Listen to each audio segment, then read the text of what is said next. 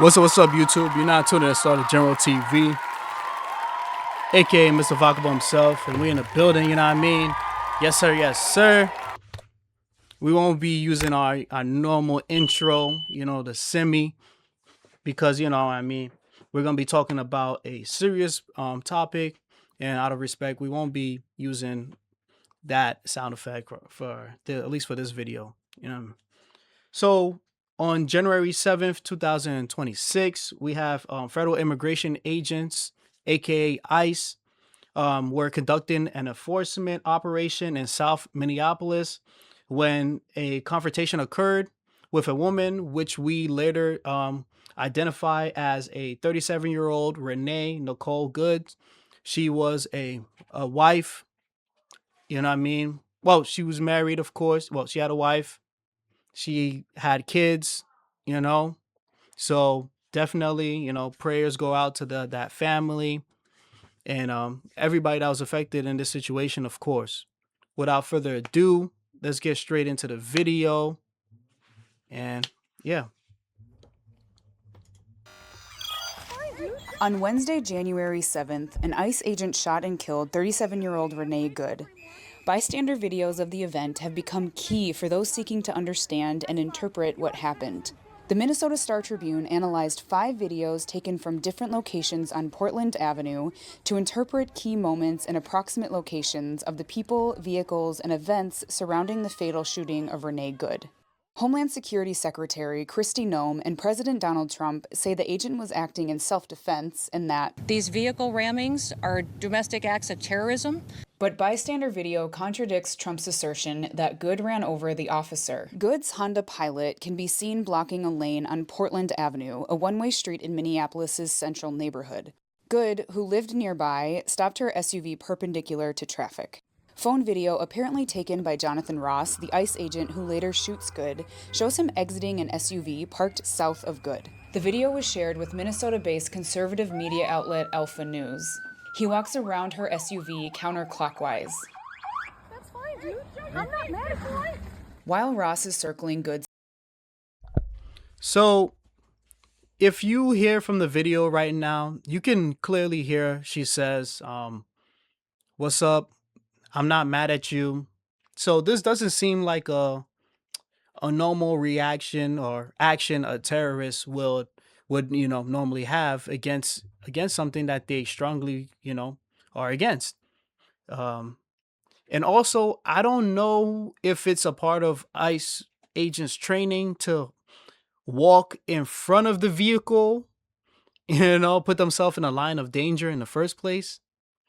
Yeah, and I'm not trying to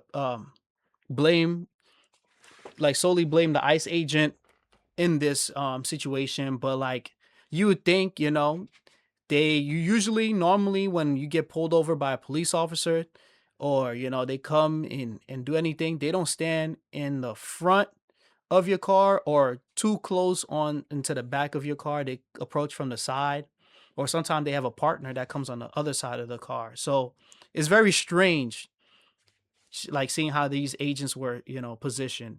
And on top of that too, they're supposed to be trained in de-escalation, and so far I'm not seeing her having any type of real aggression towards them. But let's continue watching. SUV, we see Good wave a vehicle by through the open driver's side window. She appears to keep waving at a truck which parks closely, perpendicular to Good's SUV. This is Becca Good. Sources close to the investigation confirmed Becca is Renee Good's wife. As Ross walks around the SUV, he encounters Becca, and Becca and Ross appear to be filming each other with their phones. 2 ICE agents exit this truck, the one that parked north of Good's SUV. At the same time, Ross rounds the front passenger side of Good's SUV, and Becca Good tries to open that door. The 2 agents approach the SUV and order Renee Good to get out of the vehicle. Now, hear me out. You, whether it's a lawful or a non-lawful order by a police officer, you cannot refuse it. I mean, you can't fight like you in court right there and there. Unfortunately, you just gotta comply with whatever they're saying. That's my only one critique that that I feel like, she was in the wrong of doing. But other than that, the officer and another thing too, we we have there's a bunch of witnesses there that have their camera out anyways. They have her license plate. So even if she was to drive off as an officer, you know what I mean? Why put yourself in that line of danger of getting hit with the car in the first place? You know what I mean? You can literally just track her right afterwards. You know what I mean? And you probably could have pressed more charges on her for fleeing the scene or whatever instead of like, taking her life. One agent attempts unsuccessfully to open Good's door. Good reverses her SUV, and Ross is now seen near the front driver's side. In Ross's phone video, you can hear Becca Good say, "Drive, baby, drive." And we see Renee Good turn her steering wheel to her right, turning the wheels away from Ross. As Renee Good drives forward and to her right, we see Ross pull out his gun and fire the first shot. It appears to hit the bottom corner of the driver's side windshield. Ross fires twice more, apparently into the open driver's side window, as Renee Good pulls away. This perspective from down the block shows the Like you see right there, I don't know what's the policy for DHS, but I could have sworn like in their policy, officers have to take into account, what I mean, is a lot more stricter for law enforcement to, what I mean, for them to just go and shoot inside of a moving vehicle or in a vehicle, because you gotta think about it. Bullets don't just stop, they keep going in a direction, you know what I mean? So you also are putting other people in danger as well too. So I don't know, like all this is just unnecessary, I feel like, in my opinion. I'm trying to be very fair and balanced in this as well too, cuz this can get very political, but like yes, she was in the wrong for not following lawful commands, you know what I mean, by the agent. But did the agent have to take her life? No, he did not. He could have obviously moved to the side. He had enough time to take his camera out to walk around the vehicle. She obviously says she's not mad at him. And from the video, he had more. It seems like he had more than enough room to jump out of the way if he had enough time to, take his gun out of his holster. You feel me? And you know, yeah, and the wife giving the like saying to drive.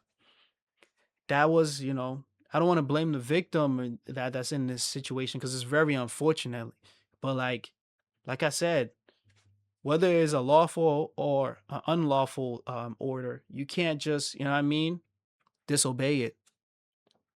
But that doesn't mean this give like agents, officers immunity to just, how can I say, go against our rights and just kill you or take your life because you go against their orders. It doesn't give them that right either. other side of the vehicle. The video is grainy, and the obstruction in the other angle makes it hard to tell if Ross steps back or is pushed by the vehicle, or both. Neither video suggests Good ran him over, as Trump has said. Ross's phone camera Like, let's go back a little bit. You know what I mean? I've never got hit by a car. Thank God, knock on wood. I pray I never get into an accident or whatever, or anybody that's watching this ever get into an accident. You know what I mean? But he had enough time to. It seemed like he had enough time to, step back and take his gun out. You know what I mean? Anybody that gets hit by a car or unmoving car, usually, you know what I mean, you're like pushed a certain amount of distance or whatever, and you're just trying to get back up. But it seemed like he was all right. Like, this is what I mean. Like, you see how in this video they have her license plate. You know what I mean? Like, they have her license plate. What was the point of even shooting your gun? She don't even got a gun. You know what I mean? Well, you don't, obviously, I can't, actually, I'm gonna be fair. He doesn't know that. He doesn't know that. But however, though, I mean, she's fleeing the scene, and you already have her plate. There's no need to put anybody's life in danger. And also, think about the PR. Think about how it makes you guys look. All the good officers, think about how it makes them look. It's just crazy. Ross's phone camera jerks but doesn't show what happened. When Ross's camera refocuses, it's Another thing too, you know, I know emotions are heightened or whatever, but to call her a effing B word after releasing shots into her is kind of nasty works, bruh. It like that's just nasty works, man. That's just nasty works. But I mean, there's no but in this situation, man. That's just nasty works, man. Like, I feel like officers and like, you know what I mean, first responders are supposed to preserve life, you know what I mean?